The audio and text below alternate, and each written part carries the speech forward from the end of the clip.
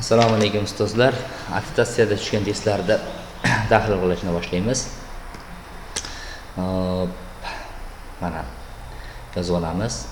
A minus B taqsim ildiz ostida A plus ildiz ostida B ni kubi plus 2A ildiz ostida A taqsim B ildiz ostida B taqsim. Demak, suratdagi hammasi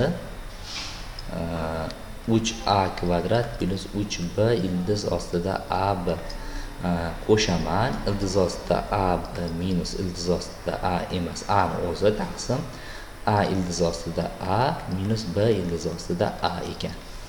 Xo'p, nima qilishimiz kerak? Mana bu yerga kvadrat berib, ildiz berib yuborsam 2 ga ajraydi, ya'ni plusligi va minusligi bo'lib. Plusligi qisqarib ketgan holatda ildiz ostida a minus ildiz ostida b ni kubi hosil bo'ladi. Plus turibdi qolgani 2 ichkariga olib kirib yuborsam ildiz ostida a kub bo'ladi. Buni ham ildiz ostida olib kirib yuborsam ildiz ostida b kub bo'ladi. Mahraj hozircha turib turaversin. 3a kvadrat plus 3b ildiz ostida ab plus bu yerda nima qilish mumkin? Mana bu yerga ildiz berib kvadrat berib ildiz ostida a ni chiqarsak ildiz ostida b minus ildiz ostida a qoladi.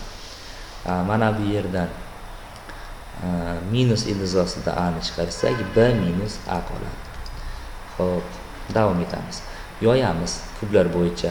Ildiz ostida a ni kubi minus 3 ildiz ostida a kvadrat b plus 3 ildiz ostida a b kvadrat minus ildiz ostida b ni kubi plus 2 ildiz ostida a kub plus ildiz ostida b kub taqsim 3a kvadrat plus 3b ildiz ostida ab.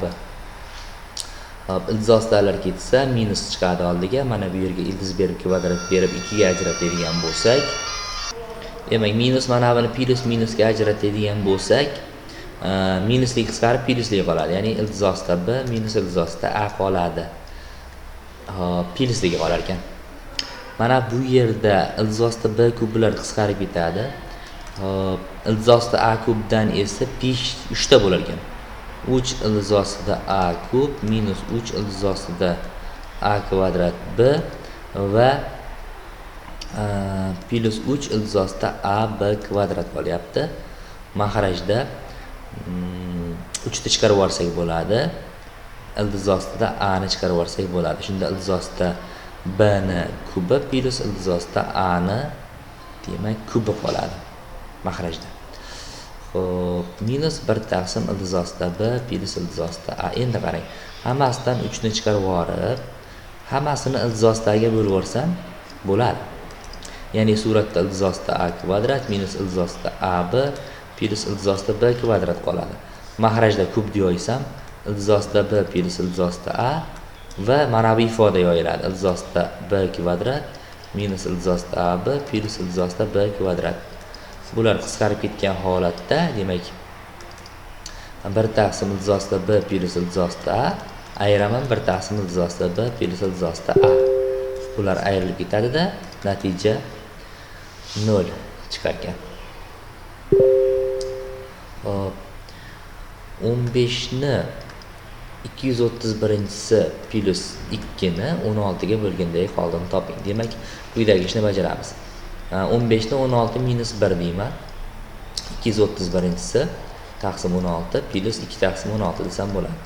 Endi qarang. Agar mana bu darajamiz toq bo'lsa minus 1 chiqadi.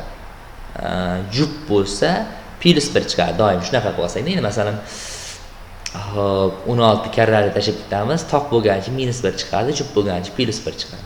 Hozir minus 1 taqsim 16 plus 2 taqsim 16. Bu degani 1 taqsim 16 bo'lib qoldiq 1 ga teng bo'lyapti. Xo'p. Mana bu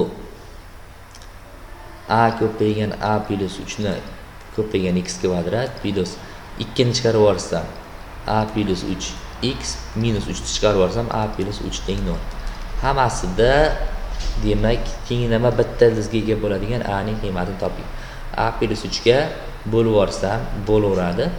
A plus 3 0 ga teng bo'lmasligi kerak. Sababi a plus 3 0 ga teng bo'lib qolsa, 0 teng 0 bo'lib cheksiz ko'p yechimga ega bo'ladi. Bizda bitta yechim degan. Demak, bizda qoldi ax kvadrat plus 2x minus 3 teng 0. Bitta ildizga ega bo'lish uchun diskriminant 0 ga teng bo'lgan holatni olishim kerak. Demak, b kvadrat minus 4 a s minus 3 0 ga teng. Xo'p, bundan a ni topsak, minus 1 taqsim 3. Endi a barobar 0 bo'lganda ham, lekin bitta yechim chiqardi. 0 ga minus 1 taqsim 3 qo'ysak, minus 1 taqsim 3 degan yechim chiqardi.